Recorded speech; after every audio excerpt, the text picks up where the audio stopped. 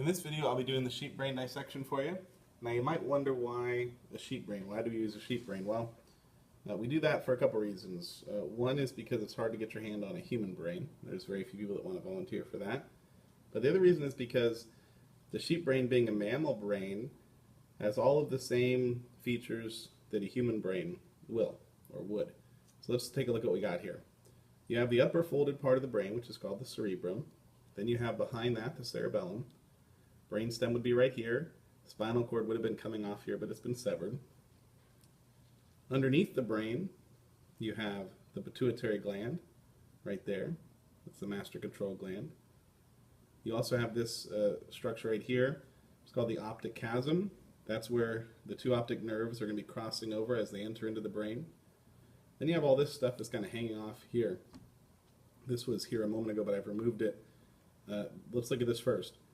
So this structure of the brain is called the olfactory bulb, and it is functioning with smell. And this right here, a moment ago, was there. This is part of the skull, which would actually been connected to the nasal cavity right there. So there's actually bone that's been removed. Now, what's this stuff that looks kind of yellowish like cottage cheese? Well, the eyeballs would have been sitting about here in the sheep. The eyeballs are gone. This yellow stuff is actually fat. It would have been cushioning the eyeball in the skull.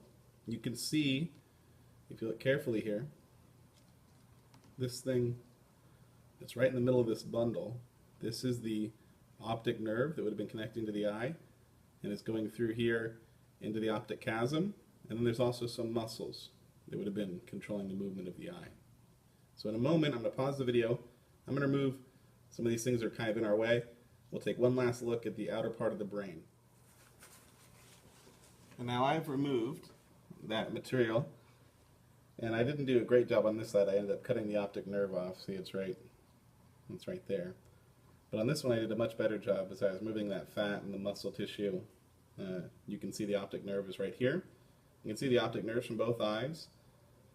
We're coming in here, and then they cross over what's called the optic chasm, left and right, visual information flipping and going to opposite sides of the brain. You have your olfactory bulbs right here.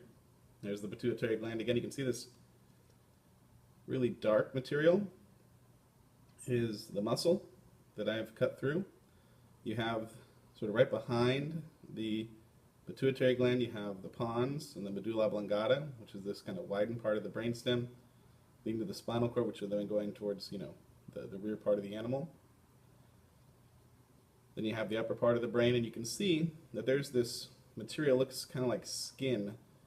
This is the meninges that's covering the brain. I'm going to now pause the video. I'm going to remove this meninges, and we'll get a very nice, clear look at what the brain looks like underneath. As I do that, as I pull the meninges off, I will always lose my optic nerves, and the optic chasm will come off, as will the pituitary gland. So make sure you've got a chance to see those before I pull that stuff off. We have the cleaned brain that's been removed of this material.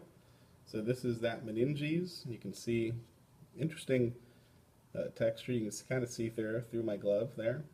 So it's somewhat transparent, but this is that skin that is helping to add one extra layer of protection for the brain. And you can see as I pulled it off, just like I said I would, the optic nerves and most of the optic chasm came with it, as well as the pituitary gland that also got removed. So we look at the underside of my brain now, you'll see what's left of the optic chasm. Pituitary gland would have been sitting here. It's gone now. There's still the olfactory bulbs. Pons right here, medulla oblongata, then spinal cord. You have this highly folded upper part of the brain. This is the part of the brain that makes you you. This is your cerebrum. This is your thoughts, your emotions, your feelings, your memories, the ability to see and hear and smell, the senses. All those things are up here. Then behind that you have your cerebellum, which is involuntary balance and controlling your motor function. It's all in there. Now you notice that the cerebrum is divided in these two hemispheres. I can run my probe right through there. There's a gap there. That is called the longitudinal fissure that runs along and separates the two hemispheres of the brain. What I'm going to do right now is I'm going to make a cut. I'm not going to pause the video. I'll just do it so you can see it. I'm going to cut with my scalpel along here all the way and separate the brain into two halves. So, trying to be careful and make a clean cut.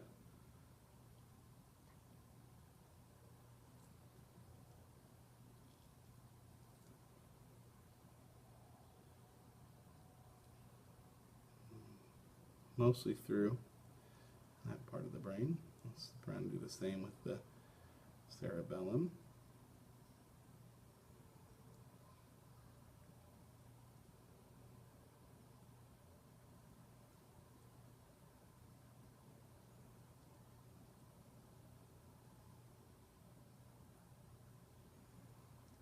Let's see how we're doing here. I think we're almost there.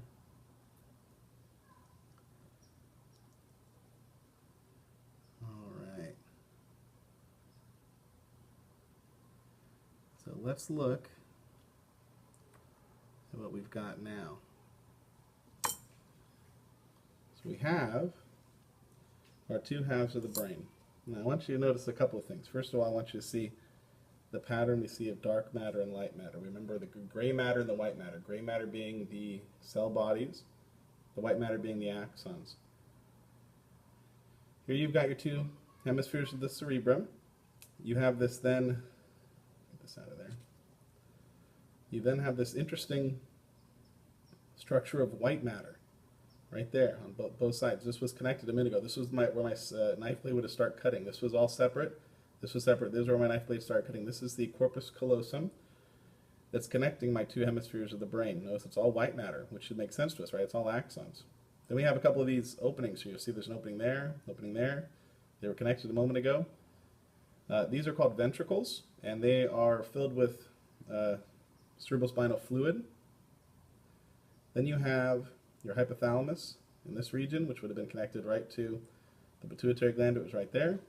I'll go ahead and put one of these down. Behind that then you have your pons, which is how the cerebrum and cerebellum communicate. And then you have your medulla oblongata, which is all involved with breathing, keeping you alive.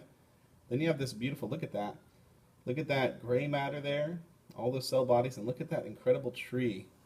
Get nice and close here. That incredible tree of white matter. This is called the Arbor Vitae, or tree of life. Looks really amazing. It does look a lot like a bush or a tree there. Now, the last cut that I'm going to make, because we've covered pretty much all the structures already, the last cut that I'm going to make is actually a cross-sectional cut. Let's see if I can make a couple of them. And what I'm doing here is I want you to be able to see that the two hemispheres of this upper part of the brain are in fact communicating via that corpus callosum. So as I finish my cuts, what you'll see now is that interesting pattern of gray matter. I now have my two hemispheres of the brain, right? All that gray matter along the outside, those are the cell bodies of the brain, and you can see all that white matter. And you can see that that white matter was connected right there across that corpus callosum. You can maybe see it better here. Let's take a look at how this one came out. No, not bad. I'm holding the brain. This is the top of the brain, the dorsal side of the brain. It's the bottom part of the brain. And so you can see the gray matter again on the outside. You have all that white matter, which is the axons connecting all those different brain cells, and the brain cells over here that want to communicate over there. The axons are bundled and crossed over right there, which is that corpus callosum. So I hope watching this was helpful. If we were doing a human brain, you'd be seeing the same kind of structures. The biggest difference is that the brain would be larger, of course, and the cerebrum, this upper part of the brain, would be disproportionately larger, because we have much more complex thoughts, emotions, memories, social interactions than a sheep. But otherwise, as far as the overall structures of the brain, everything's there.